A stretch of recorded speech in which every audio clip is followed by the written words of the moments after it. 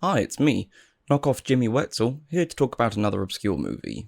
Following the catharsis of my previous video, I've decided once more to venture into Japanese cinema with the knowledge that I have an online diary in which to expunge my irritation and confusion. My introductory level Nihongo allowed me to narrow down my options to two: Ride or Die, an apparently mediocre story of modern Selma and Louise, or A Balance, which documents a journalist's descent into madness as she explores a story which is close to her heart. Unfortunately, neither option was available in the United Kingdom, so I settled for the next best thing.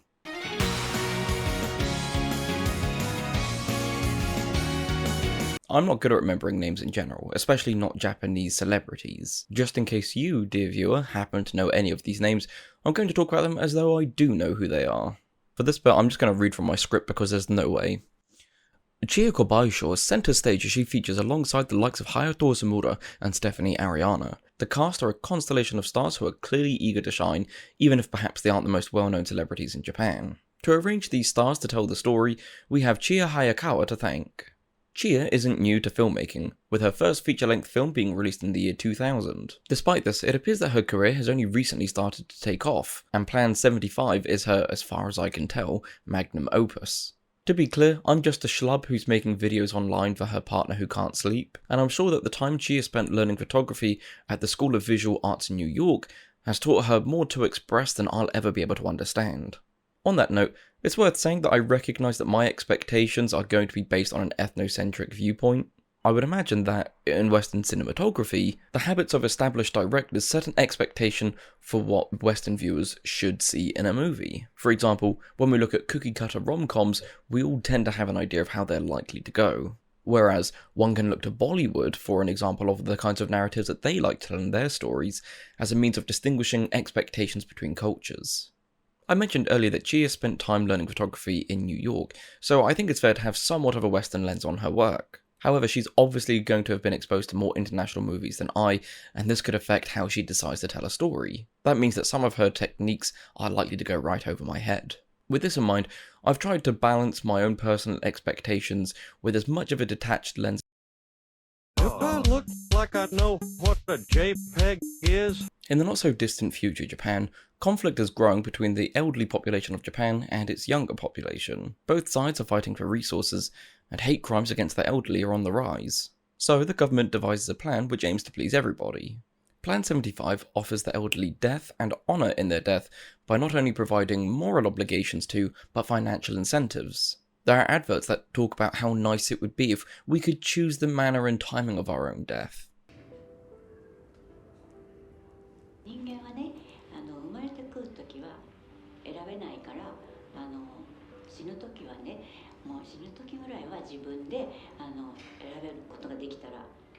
And how, by doing so, it would help the rest of society, which clearly draws on Japan's culture of collective responsibility. The story predominantly follows 78-year-old Michi Kakutani, a housekeeper who's trying to adjust to the ever-increasing pressures put on her by society. We learn how she and her other elderly friends face an ever more difficult reality, where landlords no longer want the financial question of a tenant who may die soon. I love late-stage capitalism. Employers usher their elderly workers out the door to avoid liability. I love late-stage capitalism. And where people talk about their existences as a burden by their very nature because they no longer contribute anything to society. I love late-stage capitalism. Besides Michi, there are two other integral perspectives. The first is Hiromu, a sort of salesman within Plan 75. He works trying to get elderly people to sign up for the initiative by offering them free food and money. And the other is Maria's surname. I lied. They just didn't give her a surname for whatever reason. At the start of the movie, Maria works in a care home, trying to scrounge up enough money to save her daughter, who has a debilitating medical condition. However, she soon joins Plan 75, who offer greater financial incentives than working in a care home. The combination of Michi, Hiromu, and Maria offers us three unique perspectives on the situation: the target, the targeter, and the bystander, respectively. It's hard to summarise the plot as it occurs, so I'm going to go person by person to avoid confusion. As I mentioned earlier, Michi is a 78-year-old housekeeper working with her other geriatric friends. She has no family and is evidently not financially secure enough to be able to retire. We've done it, girls. Capitalism has won. Elderly people have to work until they die because they can't afford to live out their golden years. Meeting with Hiromu, we learn of the incentives offered by Plan 75, namely, that's having a free funeral if you are euthanized with other people, and £1,000 to do whatever you want with leading up to your death. Not only that, it's ultimately the chance for her life to end on her terms. Hiromu explains that no family or doctor input is required to be able to sign up. While at karaoke, she and her friends discuss the prospects of signing up to Plan 75. They talk about premium plans, which offer them a luxurious stay, makeovers, and the chance for their portrait to be taken with their family. These portraits are given the odious name of breakup photos. ちゃんとお化粧してくれてさ、綺麗に撮ってくれんだから。遺影写真だ。家族写真だっていいのよ。フェアウェルフォトって言うんだって。Michi has a few friends, but it's clear that her favourite is Ineko, a doddering old lady who also works with her. Ineko, despite being an octogenarian, makes it clear that she lives a life of independence and freedom. Later in the movie, Ineko has a fall at work, and it prompts their employer to fire all of the elderly staff. Ineko is naturally taken to a hospital, however the hardships don't end there, because Michi then returns home to find that the housing association is no longer going to be offering housing to the elderly, meaning that she has to find elsewhere to live. However, thanks to the real-world dystopia which capitalism has bred, no landlords want to sign Michi on unless she can pay for 2 years of rent in advance. As I mentioned earlier, she's not financially well off, so she's essentially facing homelessness. To top it all off, we then find out that Ineko died on her return from the hospital. I would show you the scene, but it legitimately saddens me to rewatch it, so you'll just have to take my word for it. Nearing the final days of her ever more depressing existence, Michi reaches out to the 24-hour helpline offered by Plan 75 and speaks to Yoko Narumiya, about whom I'll talk more in a later part of this video. Without going into detail about her, her involvement in the movie can be summarized as she becomes a sort of friend to Michi. The big day finally comes, and Michi says goodbye to the Earth. She makes her fear no secret, clearly wanting to cling on to life even if it has gone downhill recently. Despite this, she follows through with her plan, and makes it to the facility, but at the last minute, she withdraws consent and leaves. She walks back for some time before looking out over the town and singing one of the songs that she sang at karaoke with her friends.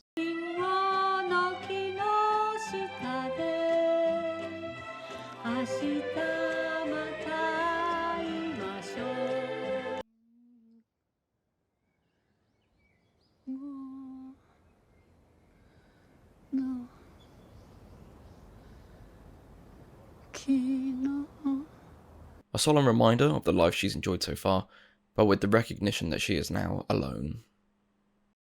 Who's that? Twink!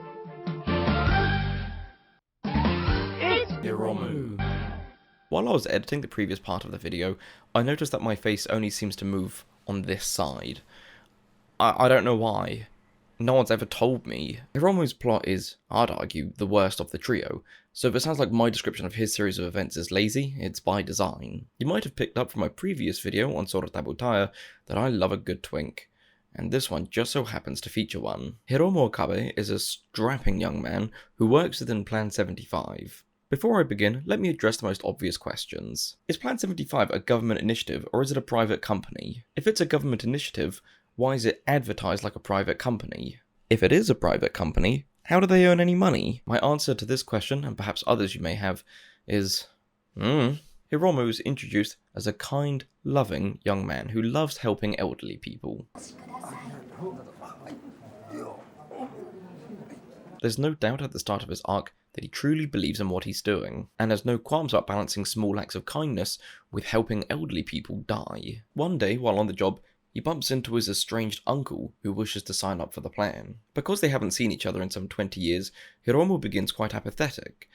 But, recognizing his family relationship, his boss decides that it's better that Hiromu spend time with him before he dies, especially on account of Hiromu's father already having passed. For reasons not related to Plan 75, by the way. Hiromu's story focuses on two main aspects. First, there's the rekindling of his relationship with his uncle Yukio, not to be confused with Yu-Gi-Oh! Learning of his work history, Hiromu discovers that his uncle was actually quite a distinguished civil engineer. Not only that, but he's given copious amounts of blood, and continues to, as well as doing volunteer work.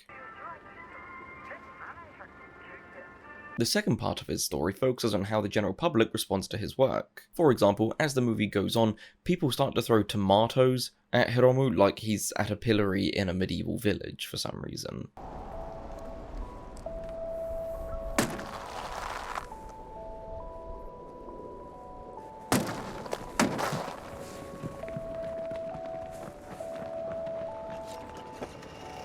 At this point, I have to be quite vague about what happens next in Hiromu's story, because by describing it, you'll instantly know what my gripes about it are, which I want to reveal later. So I'll summarise by saying that Yukio succeeds in ending his life with Plan 75, and Hiromu is now faced with the consequences of his actions. A Filipino woman working in Japan, Maria works as a care home assistant for the elderly before being enticed by the money offers put forward by Plan 75. It's made clear throughout the movie that Maria has a daughter with a critical heart condition, thus the reason for her expatriation. As a side note, the version of the movie I watched seemed to have kind of scuffed subtitles, and I don't think the author fully knew how to translate pronouns into English, because Maria's daughter is regularly referred to with both she and he pronouns. Napakabait mo talaga, ang swerte-swerte ko.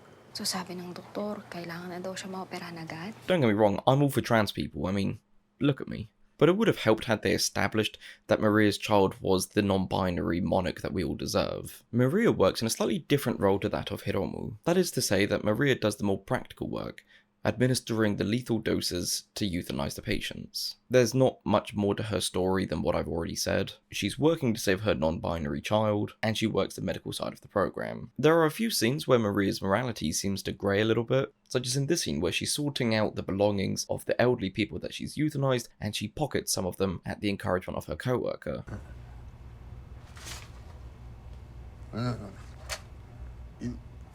Me? No thank you. Eat the people. No my use. You use? No garbage. Everything good.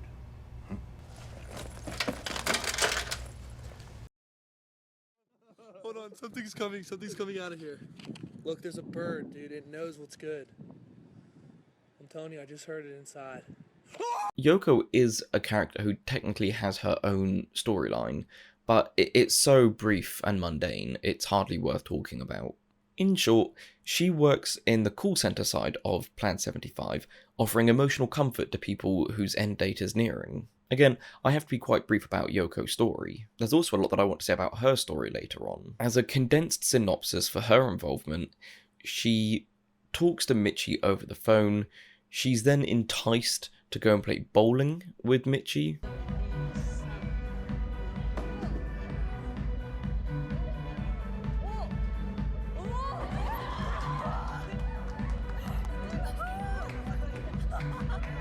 She becomes the emotional rock for Michi to rely on, and then she has to say goodbye, never really knowing what's happened to Michi. I'm so fucking glad that I got through the characters, because I have so much to say about this movie. I've got a fun fact for you. When I began the script for this about a month ago, I walked away actually quite liking the movie. Now that I've had time to gestate what I've seen, and I've had to endure replaying the story again in my head, I've actually come to hate this movie quite a lot. Normally, I love things while recognising that they're bad, such as Frasier, which I recognise has painfully unfunny jokes, but which is still a comfort show of mine. Pardon my wife, sometimes she gets a little nosy.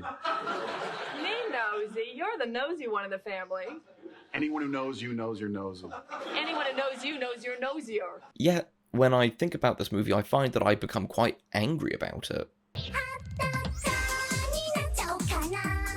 There's a lot to talk about, and it's kind of hard to know exactly where to begin. As opposed to doing it as a likes and dislikes list, I'll try and go through theme by theme. The story itself, although quite boring, is an extremely fleshed out world, and I think accurately portrays what life would be like if the government were to make such decisions as feature in this movie. Of the three main characters, Michi is by far the most developed and most interesting, given that she is the centre stage. Now that I think of it, all of the elderly actresses in this movie were, for lack of better phrasing, very lifelike.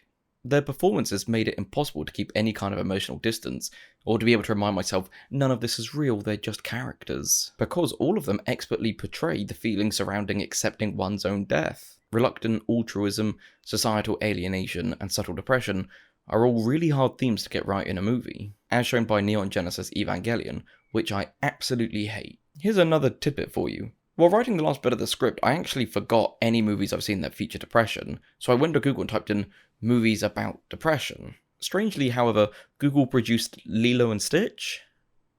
And I mean, sure, I guess it fits the theme of depression, but I had something a little bit grittier in mind.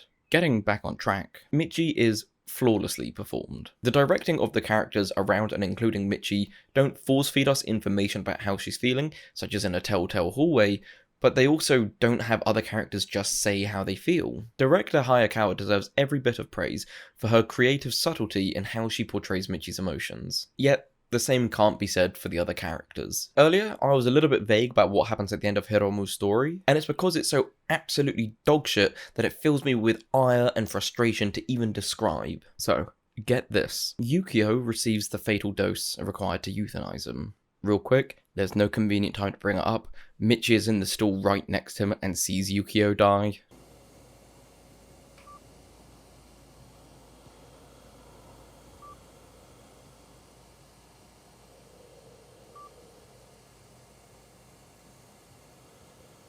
Hiromu suddenly panics and rushes into the facility, which looks like a battery farm for some reason. After a few scenes in which he runs through a weirdly empty facility, he finds Yukio. Therefore, it makes sense that the natural progression of the story is that he steals his uncle's body.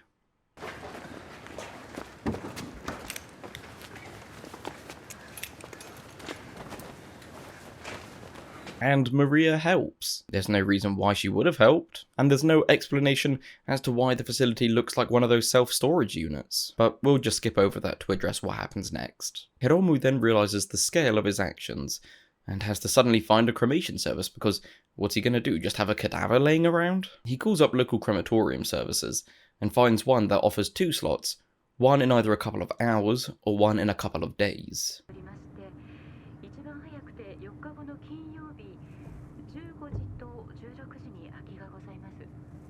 4日後。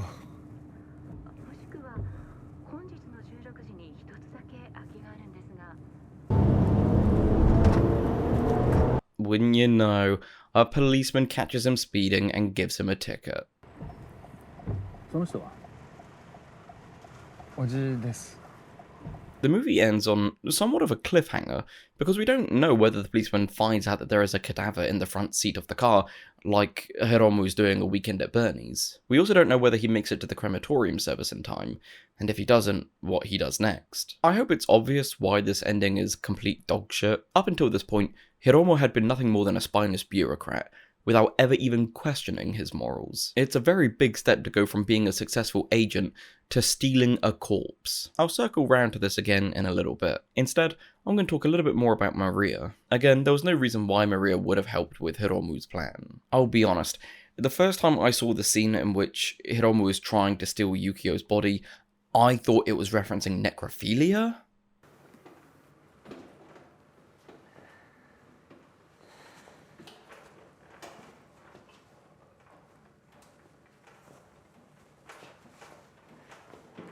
So I'm especially dumbfounded by Maria's decision making. Since her introduction, it's been perfectly clear that Maria's intention has been to help her sick daughter. But this is all seemingly ignored, swept under the rug like a cadaver into Hiromu's car. Unlike Hiromu, however, Maria at least had some scenes of her morality starting to grey a little. But does that justify her helping someone steal a body? There's also this unexplained scene in which she offers to take one of her friend's children home on her bike. Ito daw niya sumakay. Okay lang ba? Okay lang. Sige. Bigat niya na. Mabigat na yan, ha? Yan. Okay? Kayo. Okay. I can't give any more context to this because I literally don't know. I swear, there has to be a fucking gas leak in here because I feel like I should understand these things, but I just don't. Talking of insignificant and annoying characters that are meant to have lots of depth but don't, let's talk about Yoko. I'm no cinematographer. In fact, I can barely even watch a movie, but I feel like I can still comment on what makes a bad and good movie, in the same way that you don't need to be a chef to know what food you do and don't like. When you have simultaneous subplots running in a movie, it makes sense to keep them basic. It was hard enough for me to remember the characters' names. I can't also be expected to remember their family ties and intentions. Yoko enters the movie shortly after the 1 hour mark. The last time she's seen is around 1 hour and 18 minutes. Yep, the time between her being introduced and then being dismissed from the movie is 18 minutes. To make sure you understand why this is especially annoying, I'll be clear. They don't outright declare or even hint that we're not going to see her again. She comes into the story, she does what she needs to do, and then we just don't see her again. The last thing we witness is that there are some new trainees in her workplace being told that they're there to encourage the elderly to die because it's natural that they're going to want to back out, and Yoko just leaves. 途中でやっぱりやめたいってなる方がすごく多いんです。そうならないよ。皆さんがうまく誘導してあげなくちゃいけない。But we don't know if she's quitting or just going to the restroom. They completely gloss over what she actually does. Right from the get-go, it's really kind of unclear what Yoko's motives actually are. Her timeline is that she phones Michi as a representative of Plan 75, they do some talking, they go bowling, and then Yoko disappears. I'm really quite curious to know how Michi managed to wrangle that part of the conversation. Like, hey, thanks for the 15 minutes of cool time, you know my life story, we're basically friends. Let's go bowling. I think part of my curiosity to know how that conversation went down is because I used to work in a call centre. And by all means, I've met hundreds of people where I thought, perhaps in a different timeline, I might have had a different relationship with this person. But I think recognizing all the red tape that's in the way, the call recordings, the people in the office, both with myself and with Yoko, I'm really quite perplexed at how she managed to pull that off without anybody noticing. Yukio is fine, I guess. He's only really there as a plot device to show the very extremes. You know, he's very humble, very charitable, very smart, but also very unfortunate. Given his very over-the-top circumstances, I've got no qualms about saying that I sympathise with Hiromu's sense of regret at hearing that Yukio wants to kill himself. But I think it's a very heavy-handed way to pose these moral questions by just having a caricature of sainthood. For example, what if there had never really been a relationship between Yukio and Hiromu, but instead they had started to build one in the final few moments before their departure? Alternatively, what if Yukio and Hiromu had actually got a really good relationship, but Yukio no longer offered anything to society, making Hiromu question his ideals and beliefs, and about when it's the right time to tell someone to die? Instead, I think by having Yukio be these extremes, I think it undermines the value of the message he is supposed to portray, and having him as this idea of sainthood waters down his importance not only to the story but to the morals as well. Now that my gripes with the characters are out of the way, let's start to talk a little bit more about the themes and the general cinematography. The way in which Chia conveys Michi's loneliness is the perfect blend of direct and subtlety. It's only natural in a movie about euthanasia that some of the themes would be quite somber. Yet, I think from many other movies, I would expect it to be a lot more heavy-handed in how it conveys those ideas, such as by having characters just say how they feel, or alternatively by having them wail or scream and shout as a means of conveying very strong emotions. You know what I can do with this fucking ass Christ! Meanwhile, Chia goes the complete opposite, with the idea that less is more. Especially with depression and sadness, people tend to think of it as being a very emotional, very outwardly emotional sort of experience. But the movie portrays it in a very human way, of this shutting down, closing in, colours becoming muted and feelings becoming numb. As opposed to having characters scream and shout and emote as though their lives depended on it, there's instead a subtlety in not having them express anything, as it is to have depression. There's a perfect example of this shortly after Eneko dies. Michi returns home, puts her head on the table, and is just alone. There's nothing else but her.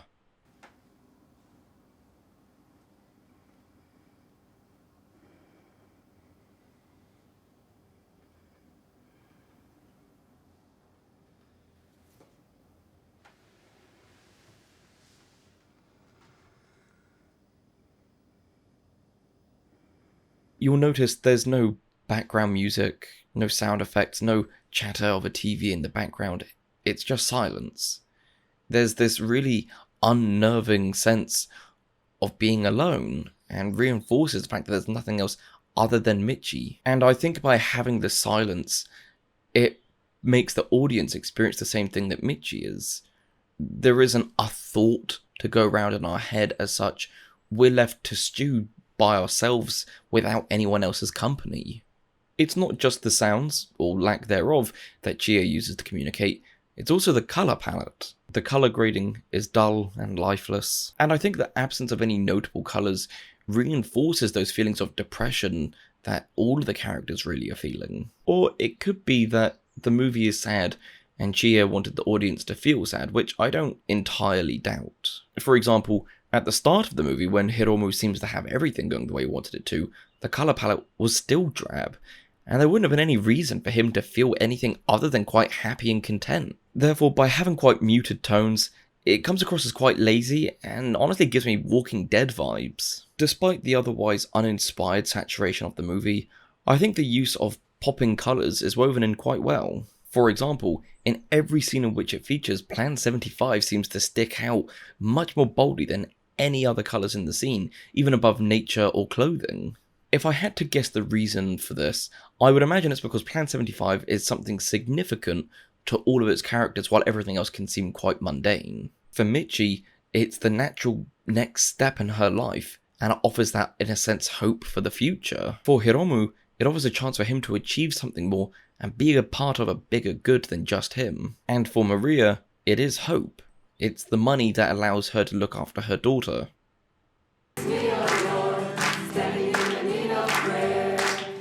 I'm personally of the opinion that all creative mediums are inherently political in their nature, so I don't think it's fair to scrutinise a movie depending on whether it conveys that message intentionally or not. That being said, I think it's perfectly fine to consider how well that creative media portrays its beliefs. All in all, I think Plan 75 does a pretty good job of discussing euthanasia without relying on the knee-jerk reactions that I think we're usually told. Thinking back to when I was in secondary school religious education class, a lot of our discussions focused on religious and non-religious viewpoints of debating ethical quandaries, such as when it's okay to have contraception, or even if it's okay, but one of those topics was euthanasia. And I think the arguments that I was taught at the time are still the basis of many people's arguments now, such as looking at the sanctity of life and how we can be sure that the person who's doing it actually wants it. However, I think Plan 75 poses it in a lot more of a morally grey situation than perhaps just the obvious, is it good to do it or is it bad? And instead poses questions such as, is the way in which we do euthanasia going to affect its morality? I think when we just look at Michi's story, I think we can very clearly see what Chia's concerns are. For example, when we normalise euthanasia and even advocate for it, is it still euthanasia or is it just societal murder? What about when they're incentivized to die? How does this affect the value of their life and how other people may treat them in a wider society?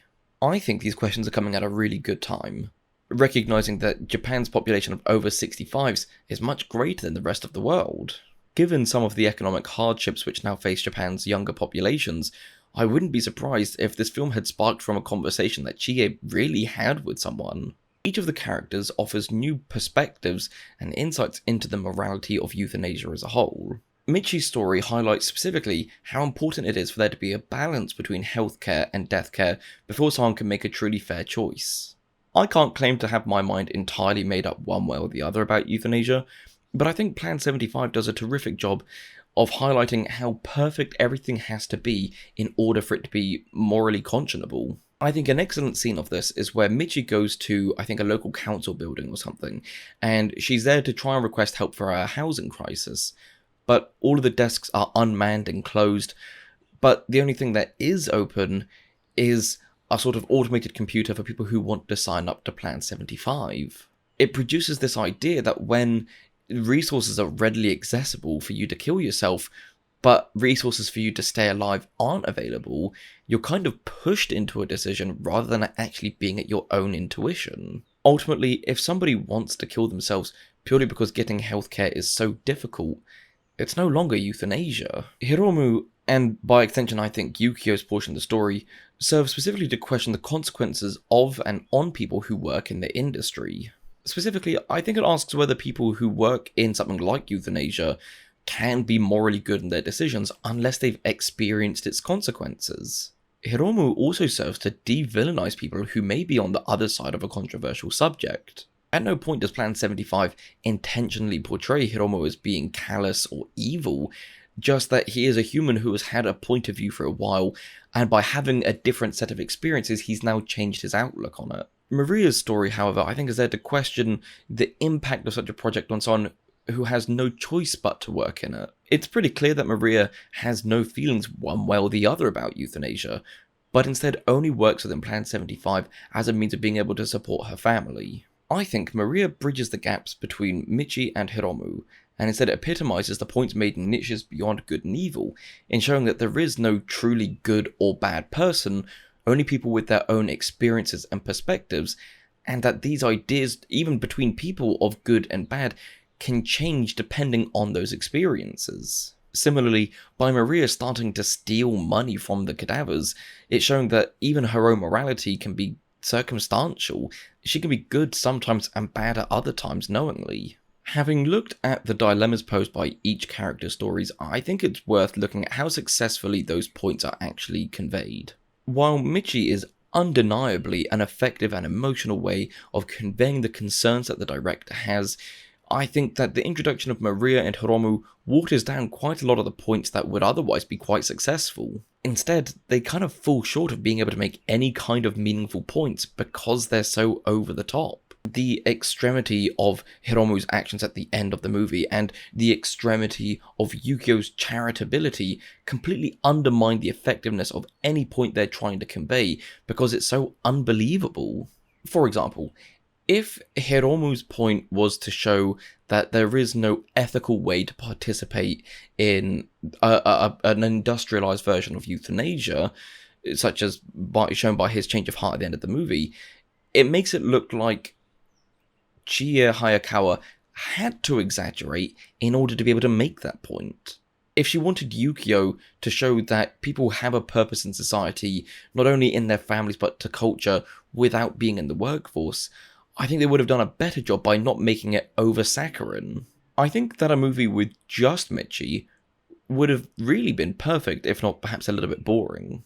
That being said, it feels like the other characters were put in as an afterthought to combat the boredom that I think perhaps Chie felt while just filming Michi's actress. I mentioned earlier that loneliness is a bit of a running theme throughout the movie, and I think when we start to focus on that, it begins to scratch away at what Chie Hayakawa's opinion really is about the situation. That is that euthanasia, whether it's right or wrong, has consequences beyond just the immediate death of the person, and can impact their family at a wider scale than perhaps we might realise. Ultimately, euthanasia is assisted suicide, and I think that many of the emotions which linger after someone's suicide would be likely to linger after euthanasia, especially if the whole family hasn't come to a consensus on it. All in all, I don't think Plan 75 is looking to make a clear message one way or the other about whether euthanasia is right or wrong. Instead, I think it looks to challenge the idea about whether euthanasia can be done in a way which is morally ambiguous or acceptable. By having Plan 75 be quasi-privatized, it makes an excellent point about whether it's ethical to market death to people. The movie doesn't shy away from making it clear that by having euthanasia on a large scale, it becomes industrialized, no longer being significant as the ending of someone's life, but instead becomes quite cold and careless. Furthermore, with a certain demographic being targeted by the advertisements, it normalizes their mistreatment because, well, who cares? They can just kill themselves at any point, and maybe they should. I think the movie intends to express that the practices around euthanasia affect its morality, not the nature of it. And I think by focusing on how it can be done right is a more productive way of having the conversation about euthanasia than just stopping at the first hurdle about whether the idea in and of itself is right or wrong.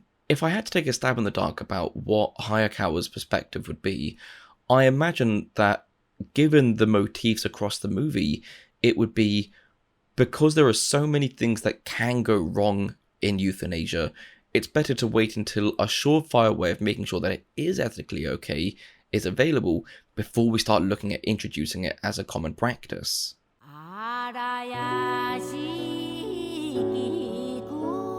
Plan 75 does many things well. I was invested in Michi's life, and I found myself questioning my own morals. The directing was subtle yet emotive, and I think it handled an otherwise quite touchy subject really sensitively. However, Plan 75 has some major flaws which will stop me from watching it a second time. The climax of the movie is bizarre and exaggerated.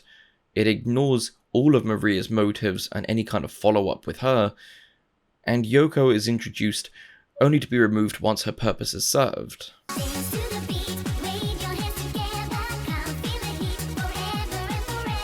There's also this scene at the beginning of the movie in which it's implied that a guy has just killed a bunch of elderly people in a home, and they never explain the significance, what it means, how this plays into the story, because during this scene on the radio it was talking about how hate crimes against the elderly were increasing, but it doesn't seem useful to have this happen during a killing spree. It sets a really weird tone for the movie, and it's just not good. Chiya Hayakawa has shown that she can tell an engaging story and convey ideas and emotions with masterful subtlety. However, I think she would have had more success had she focused on fleshing out one or two of the characters rather than 4 or 5. I give this movie a 4 out of a possible 10 trans.